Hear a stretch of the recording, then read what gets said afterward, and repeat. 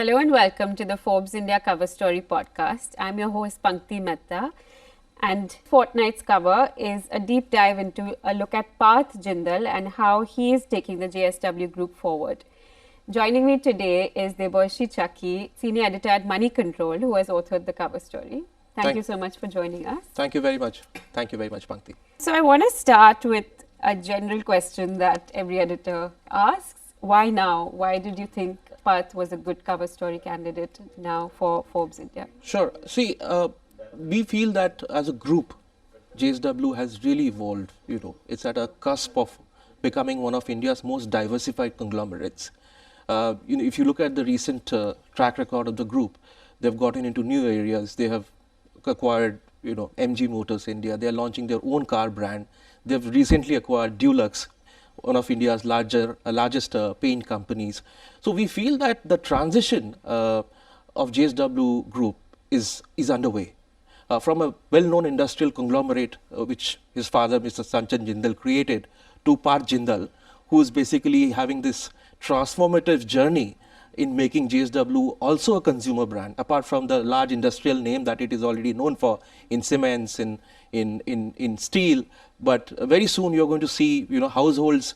Their mission is to, JSW a brand name for households, where people associate the brand name with, say, cars, paints, and going forward probably many other new businesses. So we thought this is the right time to get Parth to speak to us.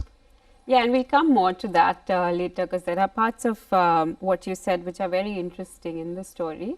But just to sort of set the context, were there any assumptions you had about Parth before you started reporting on the story that may have changed during the course of reporting? Well, I have known Parth for many years now, as a journalist, and he started with JSW Cement, and he's been very active in running the businesses. But the newer aspects of, when you do a magazine story, the nuances of one's persona, which comes out, in a vivid way. My interactions with Parth always in the past have been about businesses, P&L, how things are moving and which direction things are moving. But in the course of the story, you also realize that there is also a very, human aspect of running a business empire.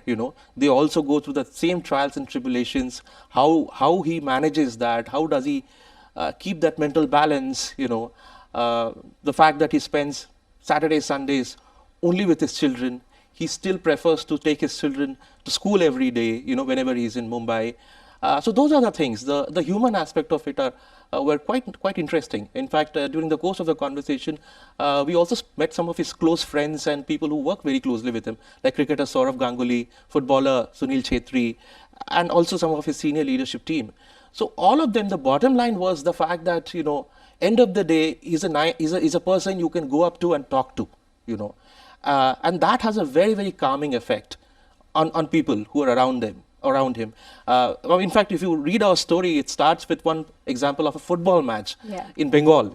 There were some villagers who were not very happy with the way things were going. JSW had acquired some land, and for reasons which we understand was not in JSW's full control, the project got stuck and the villagers were protesting.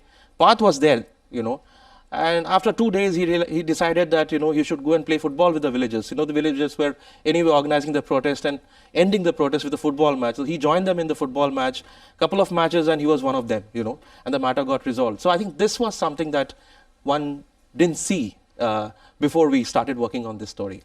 Yeah, I thought that was a really interesting and surprising anecdote to me. And talking about sports, which is obviously a big part of Parth's public persona as well, right? So how do you think he looks at sport? Is it a business opportunity? Is it a passion project or a nation building exercise? Sure. So I think it's a blend of everything. The fact that he thought of Olympic sports as a category that can get corporate backing is amazing. What has done that for JSW Group is the fact that the immense amount of goodwill the JSW's entry into the JSW Academy, which is in Vijayanagar, that has created for the group, and they have so many Olympians now. We've seen in the last Olympics, before that also, So that definitely had added to a lot of goodwill. I'm told that when Parth initially went to seek funding for the project, there weren't too many takers. Over the years, people have realized that Olympic sports could also be a commercially viable option, which is, I think, great for any business and for brand building. And the second thing is, of course, it's business beyond a point. You build brands, whether they're people or whether it's a company. You go on reaping dividends out of that, and then naturally, his extension to cricket, the IPL team that they have acquired, half a stake there, 50% stake there. So that's also commercial in many ways. I mean, in most ways rather. But yeah, I mean, it's also without that passion of sports, you can't really go on to build such businesses, I feel. We spoke whether he's going to take over JSW Steel at some point. He was very clear. Only if the board thinks of me as the right candidate, only then I will think about it. And look at all the businesses that he is doing right now. All these businesses were started by him from scratch. The cement business, the paints business. Paints, of course, it's a business that's been acquired. The car business, JSW, the entire marketing, sales, everything is his responsibility. So he, in his mind, he's also, at a larger scale, building startups, And till the time these businesses don't prove themselves, he's not going to be able to prove himself, So I think that is the path. At some point, if he's immensely successful, you will see him probably taking over the entire group. But he hasn't ruled out professional management in some businesses while he keeps on building new businesses and scaling them up, And of these new businesses, what would you say is the biggest risk that he's taken? So I think the paints business is a very competitive business. You have seen new entrants. There was one big player and continues to be there for a long time. Then you saw another group. Mr. Birla has come up has made his entry into the paints business. JSW Paints was there for a long time, but with the acquisition of Dulux, I think there will be more competition. Then the geopolitics, raw material prices. So all these things are going to be, closely monitored by the market.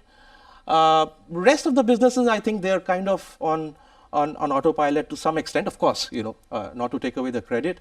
Cement, if India goes, the cement business grows, no problem. Steel keeps on growing, all of that. Automobile is also something that one needs to look very closely at, It's India's, after a very long time, there is one homegrown brand in auto sector which is coming up. So how the market receives it and how are they able to scale it up, we need to see that.